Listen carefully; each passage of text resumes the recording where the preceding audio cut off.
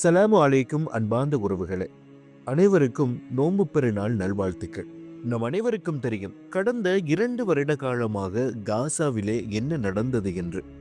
குறிப்பாக இந்த 2 வருடங்களில் பல்லாயிரக்கணக்கான உறவுகளையும் உறவினர்களையும் இழந்திருக்கிறார்கள் இந்த காசா மக்கள்.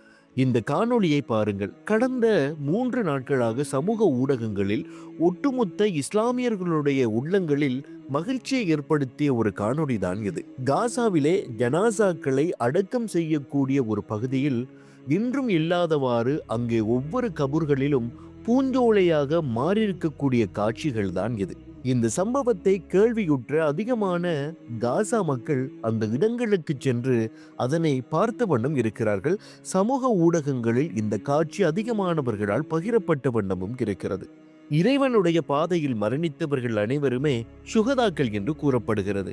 எனவேதான் அதனை வெளிப்படுத்தும் முகமாகவே இந்த காட்சி அமைந்திருக்கிறது என்று சமூக ஆர்வலர்கள் கூறிய வண்ணம் இருக்கிறார்கள்.